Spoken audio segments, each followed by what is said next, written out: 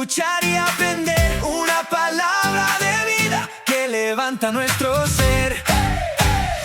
Cada viernes 7 en punto, por YouTube hay bendición, con el pastor José Garmendia, fe, esperanza y dirección. Ven con tu familia, abre tu corazón, Dios tiene una palabra para tu vida hoy. La semana pasada estuvimos estudiando un texto que está en Primera de Timoteo, en el capítulo 3. Ahí vimos los requisitos del obispo y vimos los requisitos de lo que es la persona que anhela ser diácono. Vimos que el solo hecho de anhelar ser obispo, en este caso obispo, para efectos prácticos de nosotros, sería ser pastor, sería ser misionero, en esos rangos de autoridad. Por supuesto que Pablo estaba hablando en aquellos que guiaban a la iglesia en una posición de relevancia, de importancia. Él está escribiendo a Timoteo y le dice a él que debe seguir ciertos requisitos y que los que anhelan esto deben de seguir ciertos requisitos aún sin haber llegado para poderse conducir correctamente en la casa de Dios. Vimos la palabra irreprensible, en la cual aprendimos que no es una persona que esté sin pecado, sin tacha, porque no existe una persona sin tacha y sin pecado. El único en esta condición de sin pecado y sin tacha es el Señor Jesucristo. Podríamos decir, bueno, es que delante de Dios, con la sangre de Cristo, estamos sin pecado y sin tacha, pero no es eso lo que dice Pablo. Pablo lo que estaba hablando, el que desea pues ampliar esto, era, según la clase anterior que revisamos, que sea una persona que sea íntegra en su actuar, entendiéndose que la persona falla y que pueda reconocerse a sí mismo en esos fallos, en esas falencias, y entonces avanzar en medio de nuestros errores. De ahí su expresión impresionante cuando él dice, miserable de mí, que lo que quiero hacer no es lo que hago y lo que hago no es lo que quiero. Entendiendo que esa lucha la tenía él y la tenemos todos nosotros. Hoy vamos a estudiar una línea que está en el verso 4 de Primera de Timoteo, una palabra que tiene que ver con los hijos y que tiene que ver con los hijos en sujeción. El título que puse a la enseñanza de hoy es Hijos en sujeción, control o gobierno. Básicamente lo que deseo ir abordando en estos pequeños temas es lo que realmente Pablo está exigiendo para el liderazgo. El texto base para hoy va a estar en el verso 4 de 1 de Timoteo 3. Dice que gobierne bien su casa. Esto está dentro de los requisitos para el que desea ser obispo o desea ser diácono. Que gobierne bien su casa, que tenga a sus hijos en sujeción con toda honestidad. Y en el verso 5 Pablo explica, pues el que no sabe gobernar su propia casa, lanza una pregunta, ¿cómo cuidará de la iglesia de Dios? Para poder abordar este tema, para poder profundizar en este tema de la manera correcta, debemos de analizar lo que es la interpretación tradicional. Tradicionalmente, muchos interpretan este texto de 1 de Timoteo, capítulo 3, versos 4 y 5, como si un hijo de pastor, cuando se aparta del camino del Señor, o se revela, o vive en pecado, entonces el pastor queda automáticamente descalificado. ¿De dónde sale esa lógica? O sea, ¿por qué una persona saca esa lógica como tal? Bueno, porque el texto dice que si no puede controlar su casa, tampoco puede cuidar de la iglesia. Entonces, bajo una perspectiva humana, lo razonable es que si una persona, el hijo, creció y cogió por otro camino, decidió otra cosa, entonces lo razonable es que el pastor quede descalificado. El pastor o el líder que esté al frente, sea obispo, sea diácono, sea sacerdote, porque la familia es vista, estoy hablando de la interpretación moderna, como el reflejo del liderazgo espiritual. Pero la idea central de lo que Pablo está enseñando es otra.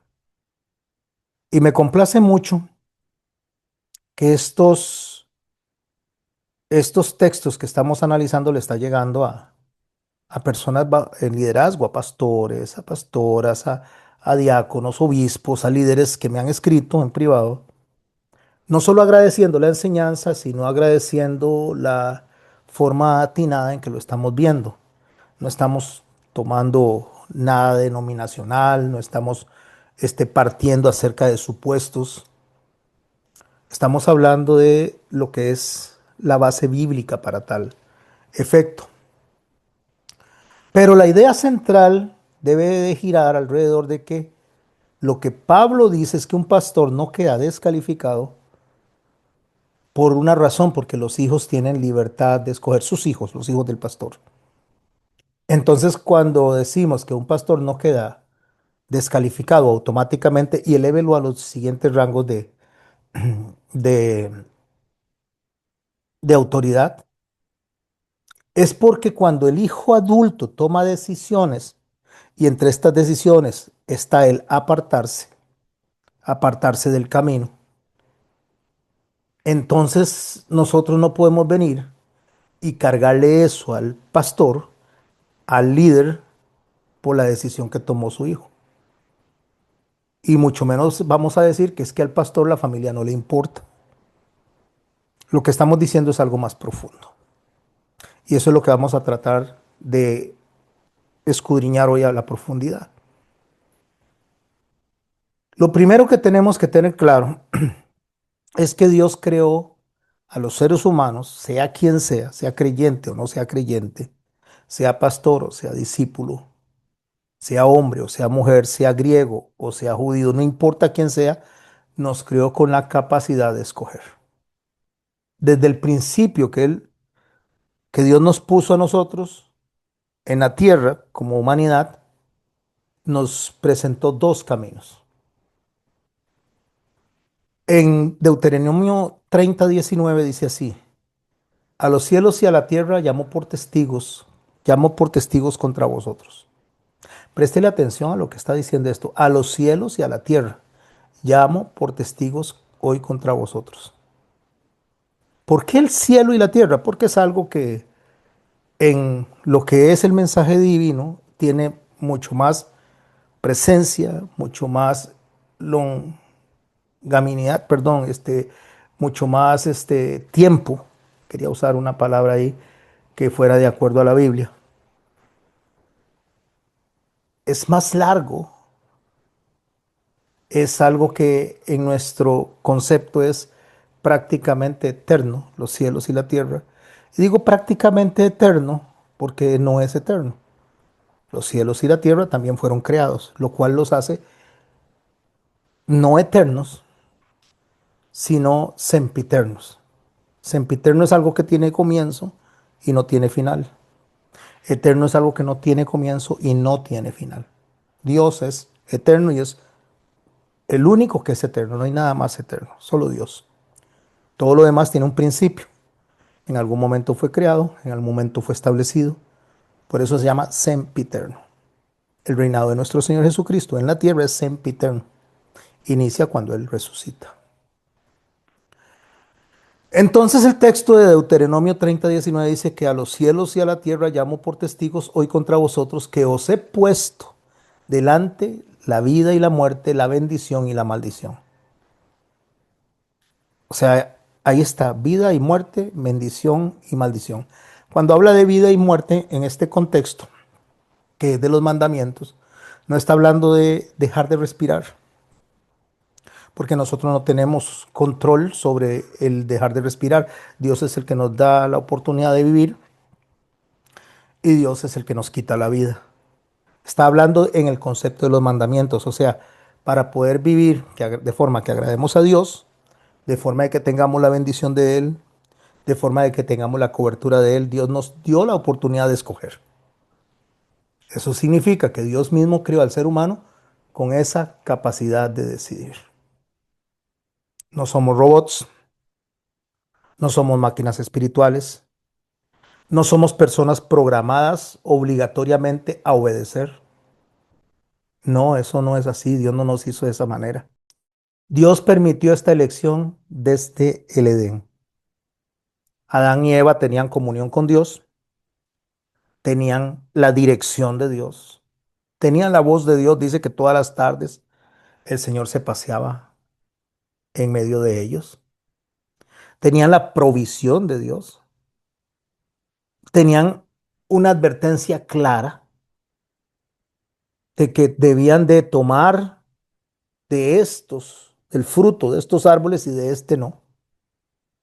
Ahí estaba la capacidad de escoger. Ahí estaba una decisión voluntaria, no coaccionada, no forzada. Era una orden de Dios en la cual el hombre y la mujer de ese momento podían obedecer o podían desobedecer. ¿Y qué escogieron? Desobedecer. Y esto no significa, desde el argumento que entendemos nosotros, las reglas que Pablo dijo acerca del obispo, esto no significa que Dios fracasó y que automáticamente quedó descalificado por la decisión de sus hijos, en este caso Adán y Eva.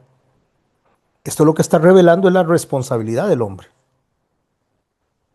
Así que la clave de lo que vamos a aprender hoy es que Dios guía, que Dios corrige, que Dios advierte, que Dios llama. Pero Dios no fuerza un corazón a obedecer o a desobedecer. Y lo mismo con los pastores. Los pastores, los maestros, los líderes, los obispos, guían a sus hijos, corrigen a sus hijos, le advierten a sus hijos, disciplinan a sus hijos, llaman a sus hijos, pero no pueden forzar su corazón. Porque un corazón que es obligado a hacer algo, no es un corazón que ame realmente. Es un corazón condicionado. Y un corazón condicionado no ama. Una persona, si está con otra persona, es porque la ama, no porque la condiciona, no porque la amenaza. Y hablando de la paternidad, de lo que nos compete en lo que estamos estudiando ahorita, un padre podría ser un hombre piadoso, podría estar enseñando con verdad, podría estar corrigiendo de la manera correcta, corrigiendo apegado a la palabra de Dios, podría estar disciplinando con amor, porque el padre al que ama, dice Dios, el padre que ama a su hijo lo disciplina, lo puede amar, puede orar por él, puede darle buen ejemplo de conducta. Y aún así, en medio de esto, llegar el momento donde el hijo decide tomar su propio camino. Esto es especialmente cuando ya es adulto. Porque llega un momento, mis hermanos y mis hermanas, donde el hijo ya no vive bajo imposición familiar, sino que vive bajo la responsabilidad personal delante de Dios y de las demás personas. Esto no elimina la responsabilidad del padre jamás. No significa que porque el hijo tiene una responsabilidad, el padre entonces va a decir, no, a mí no me interesa lo que hagan. Es que ese es el problema. Aquí es donde vamos a hacer una pausa importante. Porque donde algunos escuchan que el hijo tiene la libertad de escoger, creen que esto elimina la responsabilidad del padre. Y eso no es así.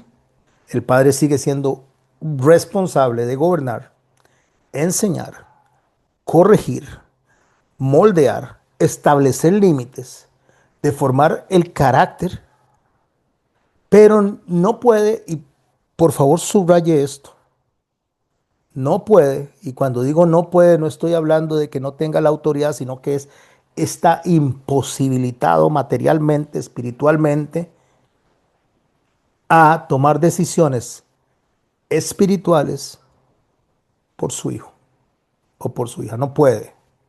Es imposible que un hombre pueda hacer eso.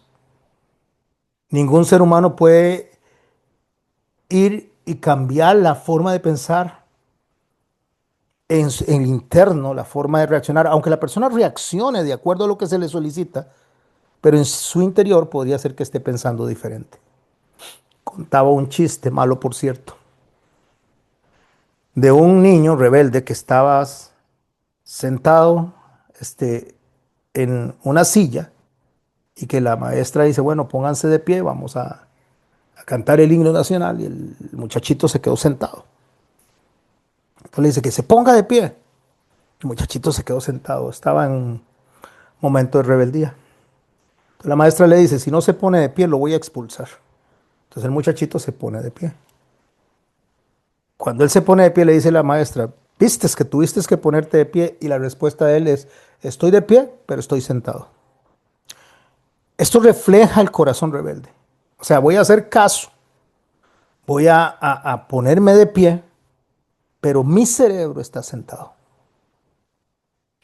Y mis hermanos, lo que quiero decir con esto es que usted puede ver la reacción de un hijo que le obedezca, pero no por la razón correcta ni con el propósito correcto, sino por miedo, por no tener un problema, por no tener que discutir, pero no porque su corazón esté realmente motivado a la obediencia. Entonces, debido a que el corazón es algo que solamente puede ser ministrado por el Espíritu Santo y no por las personas, entendiendo esto, Dios escribe en Ezequiel, en el capítulo 18, una serie de argumentos para poder dar por conclusión una frase que él dice, el alma que pecare, esa morirá. Inicia donde él dice que ya no dirán aquel refrán que el hijo se comió la fruta y que el papá se comió la fruta, perdón, y al hijo le dio la dentera. A ver si lo traduzco a nuestro idioma. Como decir, los padres se comieron los dulces y los hijos se le picaron los dientes. No, eso no es lo que Dios nos está llamando la atención en los requisitos que está pidiendo para los obispos. De hecho, lo que dice en Ezequiel 18:20, entre todos los argumentos, el hijo no llevará el pecado del padre, ni el padre llevará el pecado del hijo. Pastor, ¿significa que no hay maldiciones generacionales? No, como lo interpreta la gente. Que porque mi padre se equivocó, yo voy a llevar la maldición. No, lo que nosotros heredamos es conducta, testimonio, y a eso es lo que voy a llegar. A veces los padres tienen una serie de conductas en la sociedad, en el trabajo y en la misma familia, y los hijos repiten la conducta.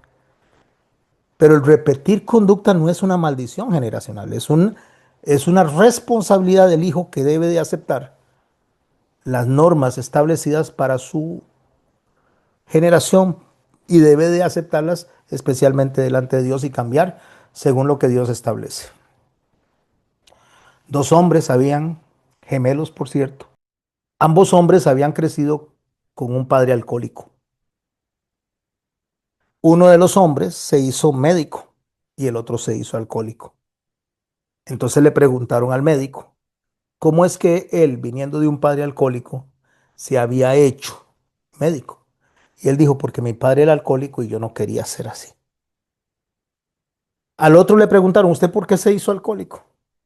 Y le dice, porque mi padre era alcohólico y yo terminé siendo alcohólico por culpa de él. Podemos ver que en ambos casos la decisión es la que prevaleció. Uno se hizo médico, no se hizo alcohólico, se hizo una persona de bien para la sociedad, y el otro terminó repitiendo conducta. Porque no es porque el padre fuese alcohólico, es porque ellos decidieron tomar el rumbo diferente cada uno. Porque cada alma va a responder delante de Dios de acuerdo a sus propias decisiones. Josué entendió esto muy bien. Cuando Josué le habla al pueblo, allá en el capítulo 24 del libro de Josué, en el verso 15, él le dice al pueblo, escojan a quién sirven. Escogeos hoy a quién sirváis.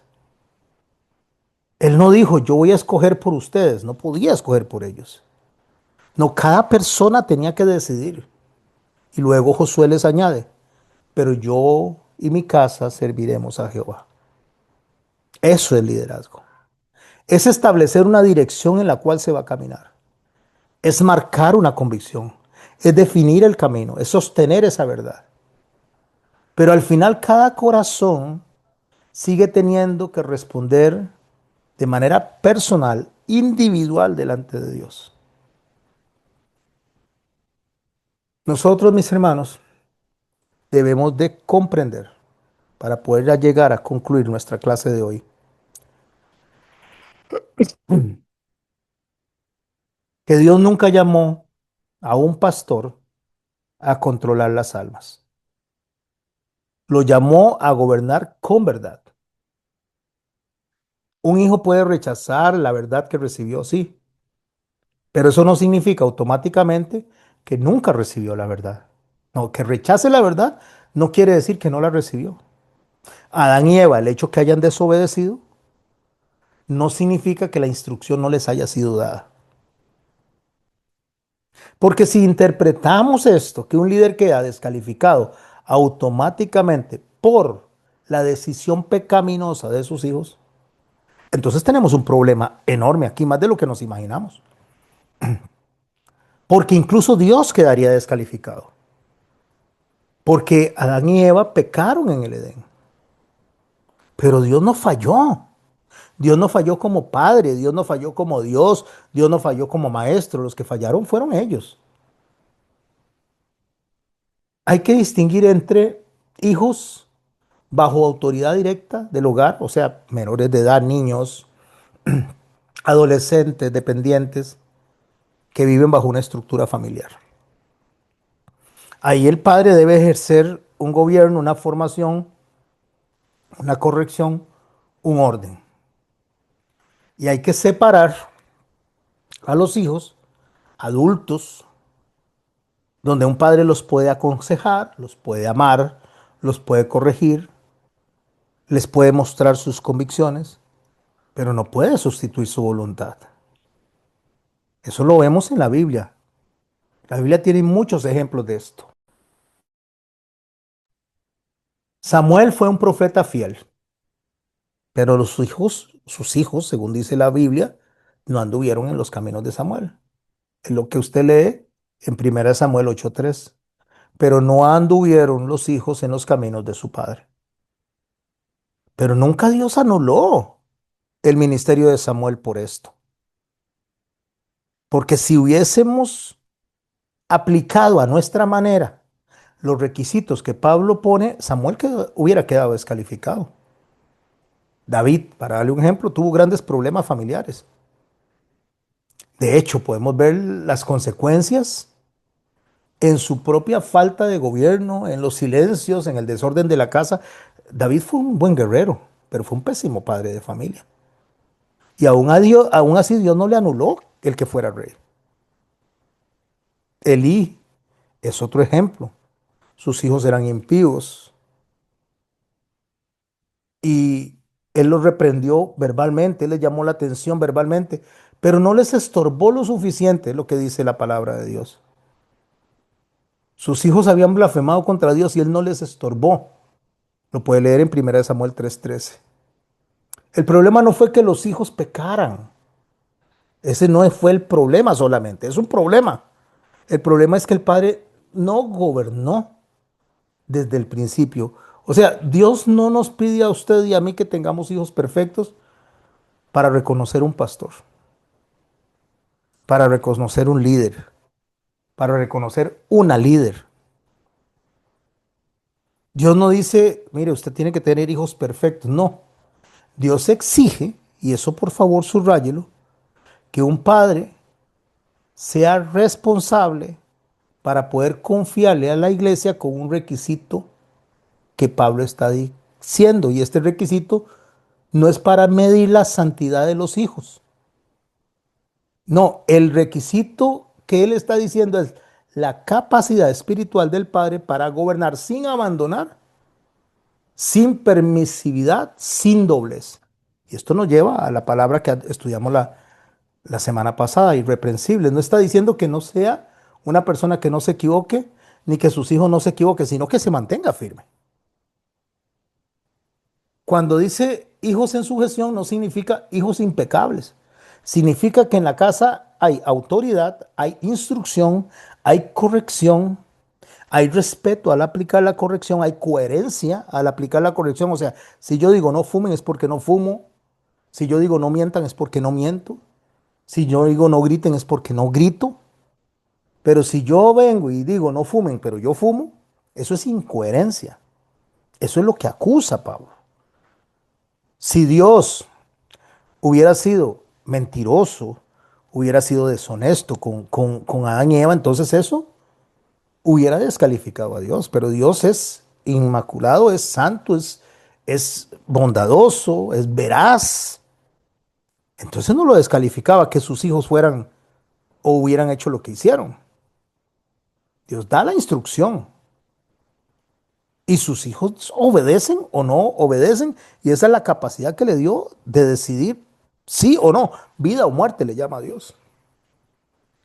Entonces, mis hermanos, el hecho de que un hombre se descalifique cuando dice que debe llevar en sujeción a los hijos, significa que si le está diciendo al hijo que se comporte de una forma, él se debe comportar de esa forma. Porque un pastor no puede controlar las almas.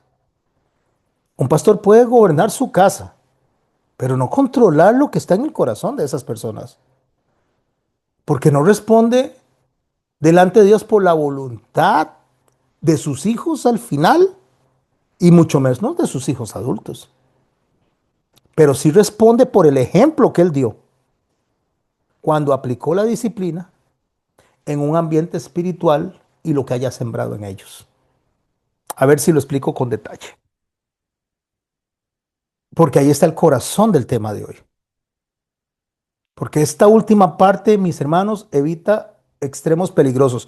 Y yo estoy hablando de pastores, estoy hablando de obispos, pero también estoy hablando de papá y mamá en la familia.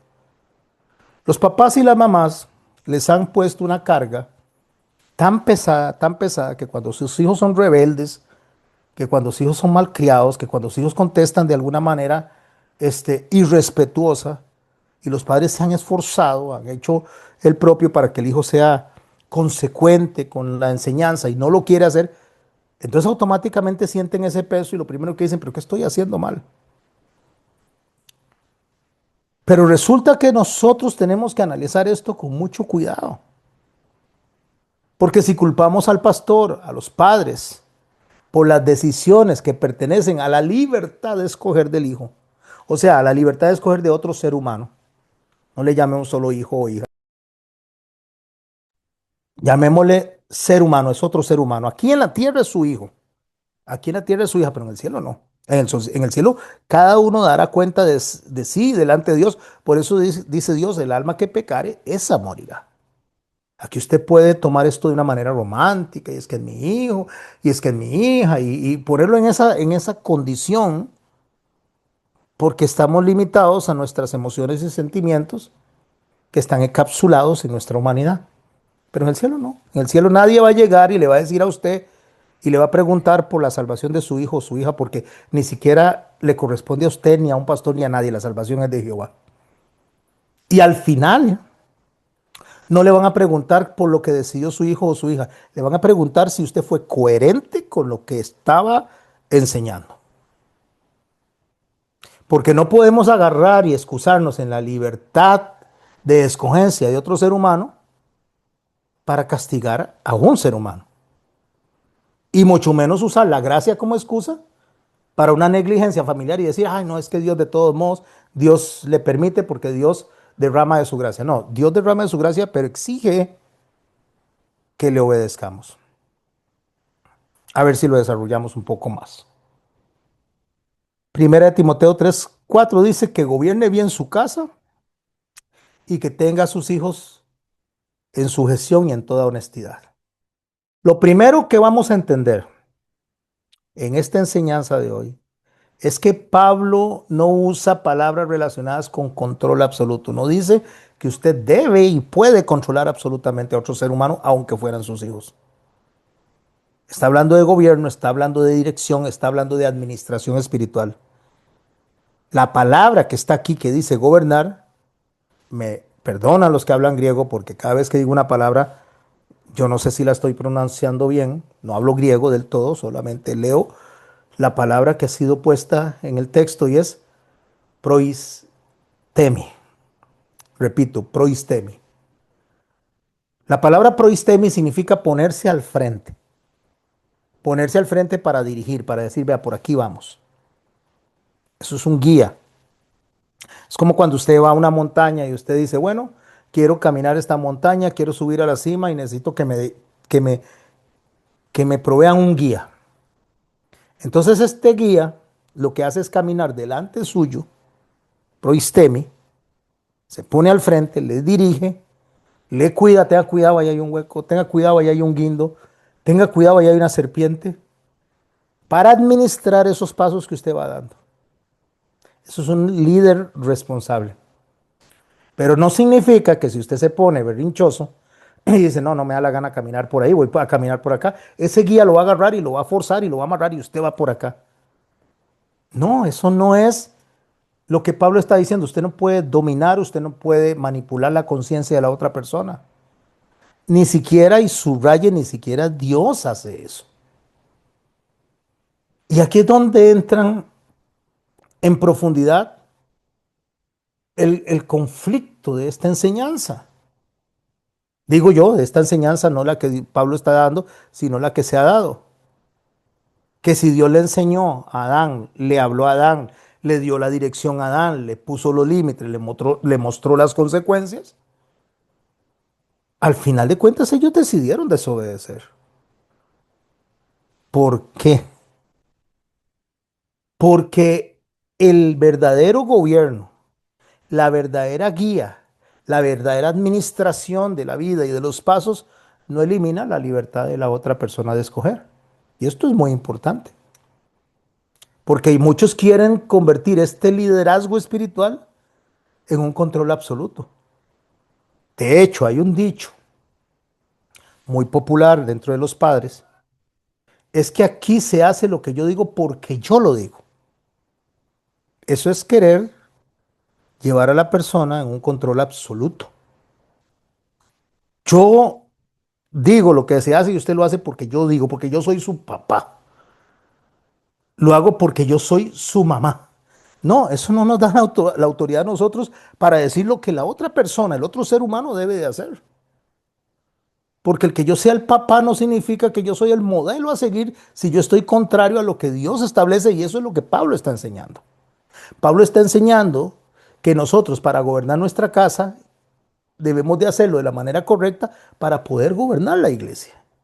O sea, yo debo ser coherente entre lo que pido, lo que estoy diciendo que debe de hacerse, hacerlo yo primero.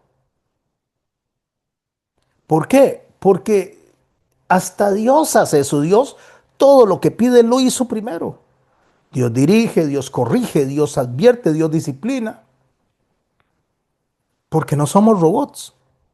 Y las personas que están bajo su autoridad no son robots. Son personas que deben ser guiadas con el ejemplo, con el testimonio, con la coherencia. De ahí, mis hermanos y mis hermanas, entender claramente lo que Pablo está diciendo en cuanto a los requisitos de los líderes, de los obispos. Por eso la palabra irreprensible era tan importante comprenderla. Porque irreprensible no significa sin pecado, no significa una persona que no falla, significa que una persona es coherente entre lo que dice y lo que hace, aun si se equivoca. Porque si una persona viene y dice, voy a poner un ejemplo, y no estoy diciendo que esto esté bien delante de Dios, estoy diciendo que hay coherencia.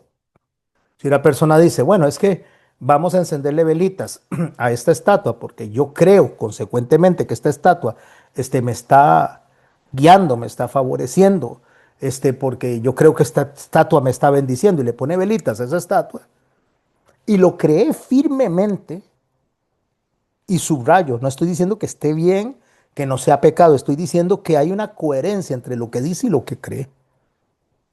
Entonces ahí el hijo llega y dice, no, señor, yo no voy a caminar por ahí, porque resulta que eso es idolatría. Por eso la palabra de Dios dice, el alma que pecare, esa morirá.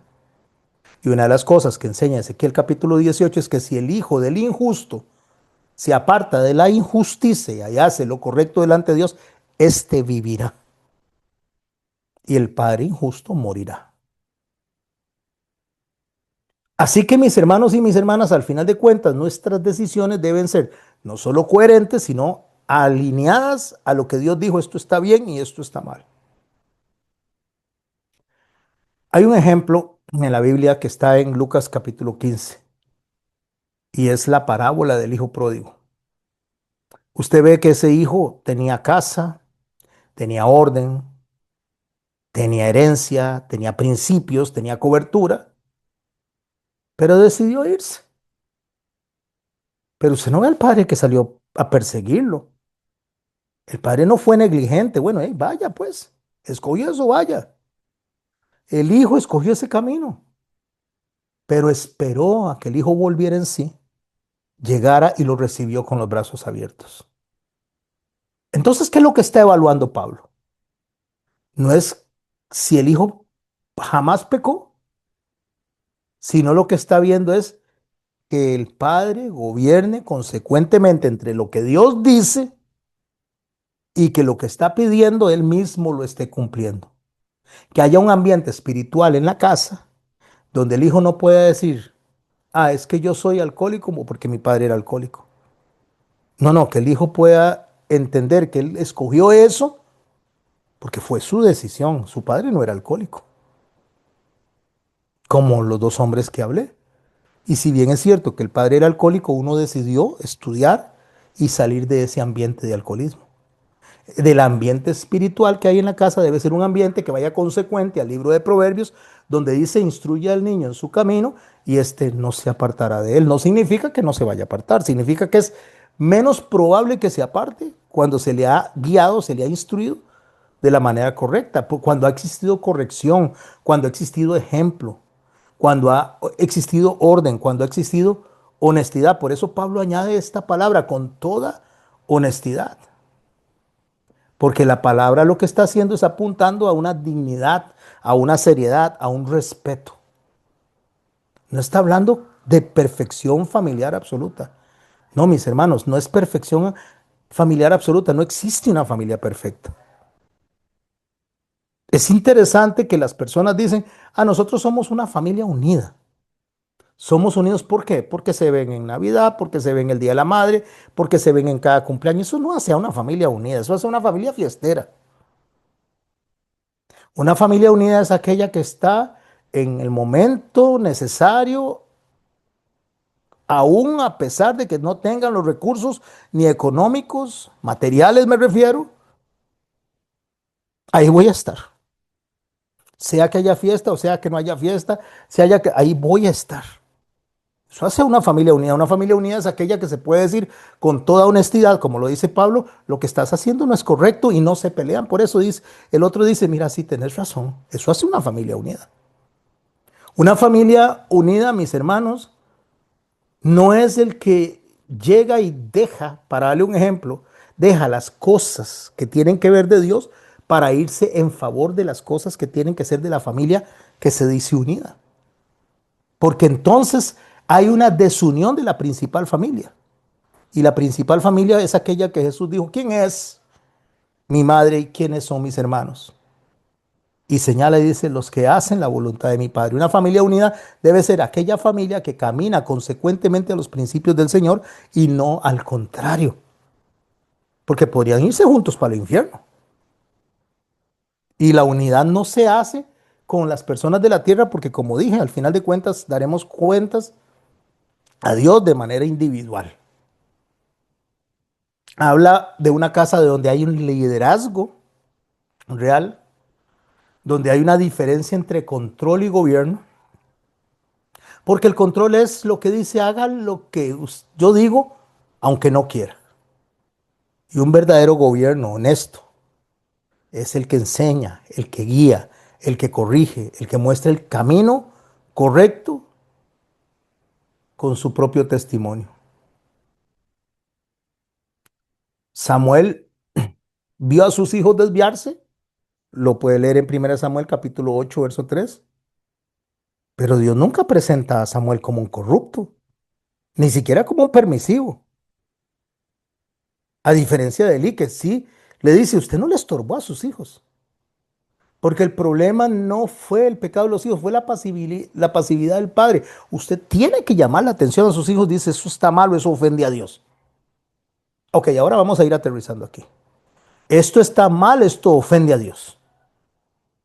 Siempre tiene que decirlo. Esa es una administración de la autoridad. Esto está mal y esto ofende a Dios. Pero si el hijo continúa por el camino del despeñadero, no lo descalifica a usted, se descalifica al hijo. Pero que no sea que lo que usted está reprendiéndole a su hijo sea algo que usted hace. Aquí no se dice malas palabras, pero el hijo lo oye diciendo malas palabras todo el día. No se hace impuntual para ir a la escuela. Levántese temprano, pero usted es impuntual para llegar al trabajo. No le hable grosero a su mamá, pero usted le grita a su esposa. Eso es lo que Pablo está llamando la atención. Porque un hijo rebelde no siempre revela un mal padre. Un hijo rebelde puede reflejar su propio corazón, pero hay un padre ausente, eso sí revela un mal gobierno. A ver si lo cierro con esta aplicación para que nos dé tiempo de conversar un ratito. Hoy, mis hermanos, en nuestros tiempos podemos ver líderes que enseñaron correctamente, que amaron a sus hijos, que corrigieron con verdad, que dieron ejemplo, y lo podemos ver sin mencionar nombres en pastores de un reconocimiento mundial. Amaron, enseñaron, se entregaron, y el hijo salió desviado. Y cuando digo desviado no estoy hablando solamente de identidad sexual, estoy hablando desviado del camino de Dios. Un maleante, cayó en la cárcel, se metió en drogas, porque tomó sus decisiones contrarias a la Biblia. Eso duele, sí, por supuesto, pero no invalida el ministerio de ese hombre, porque ese hombre no está ahí por causa de sus hijos. Por causa, me estoy refiriendo que el hombre no fue escogido porque sus hijos sean perfectos. Fue escogido porque Dios le plació darle esa responsabilidad. Y lo que Dios le exige a esta persona es que el ministerio no se basa en producir hijos perfectos. Se basa en vivir una vida coherente delante de Dios y delante de sus hijos. Jesús tuvo a sus discípulos. Uno de ellos le entregó. Y esto es muy poderoso, porque enseñó perfectamente. Jesucristo amó perfectamente, corrigió perfectamente. Y aún así fue traicionado, no solo por Judas, todos salieron corriendo el último día. Entonces el problema no ha sido nunca solamente la calidad del líder. Existe la responsabilidad individual del hijo, del discípulo. Yo puedo enseñar aquí hasta la saciedad que el día del Señor es del Señor, no de nadie más. Y usted seguirá haciendo como quiera. Dará cuenta Dios de eso, no es mi responsabilidad. Yo puedo enseñar hasta la saciedad que su familia tiene prioridad delante de cualquier ministerio, porque usted debe velar por su familia, que su esposa y su esposo son su primer ministerio, ni siquiera sus hijos. Puedo enseñarlo hasta la saciedad. Y que la persona deje a sus hijos por el trabajo, le dé más importancia al trabajo que a sus propios niños que están creciendo pequeñitos, donde hoy usted es su superhéroe, pero mañana no van a querer nada con usted. Hoy están deseando que usted llegue a la casa. Hoy están deseando abrazarlo, hoy están deseando y parados en la puerta, en la ventana, apenas le llega a la ventana los ojitos y brincando, y viene papi, viene papi, viene papi. Y usted que llegue y apenas les haga así en la cabeza y se acueste a dormir, es que estoy muy cansado. Sus hijos van a crecer y crecer y crecer, y cuando llegan a ser adolescentes y usted quiere estar con ellos, ya ellos no van a querer estar con usted. Porque al final de cuentas, mis hermanos y mis hermanos, la obediencia, las acciones de los hijos, dependen de su propia voluntad, pero el ejemplo del padre depende completamente del padre. A ver si cierro de esta manera. La obediencia de un hijo, lo que el hijo haga depende del hijo. El ejemplo del padre depende del padre. El liderazgo bíblico no se mide por criar personas incapaces de pecar. No es así, no existe. El incapaz de pecar, eso es mentira. El liderazgo bíblico se mide, mis hermanos, por la capacidad de formar hogares consecuentes con el que está enseñando, con el que está viviendo esa vida que él defiende como vida de Dios. Esa es la coherencia. Esa es la verdadera, mis hermanos, esa es la verdadera capacidad que el hombre tiene. Hablar coherente a lo que hace. Si no hay coherencia entre lo que dice y lo que hace, no está capacitado, está descalificado. Pero si yo le digo a mis hijos, no deben de embriagarse porque eso es malo, y me encuentran embriagado a mí, borracho, eso me descalifica. Si yo le digo a la iglesia, mis hermanos, no hay que endeudarse, la deuda es maldición, deben de alejarse de eso, deben de tratar de vivir libres financieramente. Mejor tener un platito de arroz libre que no tener un bistec que se deba. Y yo vivo endeudado, entonces no soy coherente, eso me descalifica. Pero si yo digo que vamos a caminar por aquí y camino por donde digo que vamos a caminar, esto me hace a mí una persona con autoridad, aunque usted no camine por ahí, porque la decisión es suya. Usted verá qué pone en primer lugar en su vida. Si realmente Dios es el que está en primer lugar, o otras cosas, otras circunstancias o personas. Pero en el momento que usted me vea a mí, que yo les digo que el día del Señor es importante y yo no llegue porque me dio la gana, no porque me enfermé, en 17 años que tengo de estar en este ministerio, si acaso he faltado 5 veces. Y 5 veces, no de un día, por supuesto. Hubo una vez que estuve meses en cama por enfermedad. Casi me muero. Durante el tiempo de la pandemia, mis hermanos, mientras no podíamos reunirnos, aquí estuve en este Zoom, ahí fue donde aprendí a usar el Zoom, todos los días para que usted tuviera donde llegar en la noche a encontrar un refugio, donde soltar todo lo que tenía, todos los días. Pero si usted me empieza a dejar de ver porque me fui a visitar a mi hermana Sarapiquí, porque me fui a visitar a la otra hermana Guanacaste, y ya no llegué este sábado, y ya no llegué el otro, eso me descalifica. Pero si yo estoy en el día del Señor con ustedes, cada sábado dando una enseñanza, o cuando el hermano René está dando la enseñanza, yo estoy con ustedes ahí escuchando al hermano René, eso me hace a mí coherente y me da autoridad. Si yo estoy aquí cada viernes y cada lunes, eso me hace coherente y me da autoridad. Espero haberme explicado, mis hermanos, pero no me descalifica el que ustedes o las personas que me toca enseñar sean desobedientes, tengan un orden de prioridades diferente al que Dios establece. Amarás a Dios por sobre todas las cosas. Amarás al prójimo como a ti mismo. Santificarás mi día. No, mis hermanos. No, no, no, no. Cuidado con nosotros estarle atribuyendo una descalificación al líder solo porque yo soy un desobediente.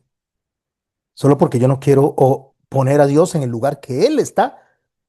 No está pidiendo, mis hermanos, que está exigiendo porque Él es digno de ser adorado.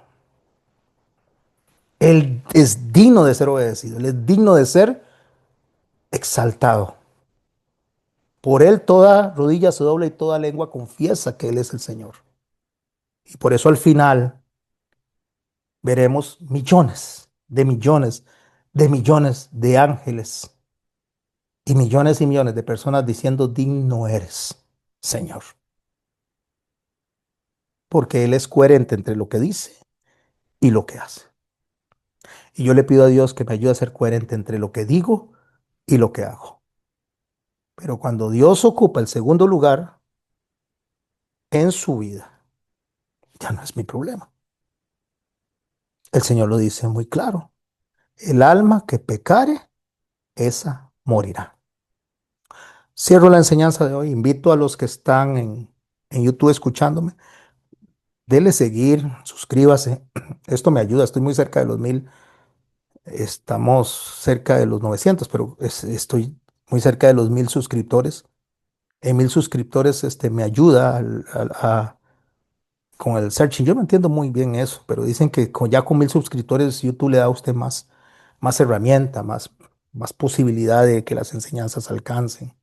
Suscríbase, ahí estoy poniendo música y estoy poniendo enseñanzas. Estoy haciendo todo eso y espero que le esté bendiciendo. Suscríbase, eso me bendice mucho. Comparta con otros hermanos. Dígale, suscriba aquí, el pastor sube ahí cantos bíblicos, muy bíblicos. Hay otros cantos que son de temas de vida, pero mayormente son cantos que van con la Biblia. Así que suscríbase, nos vemos mañana en la iglesia, si así Dios lo permite. Gracias, mi hermana Doris González, por tu comentario.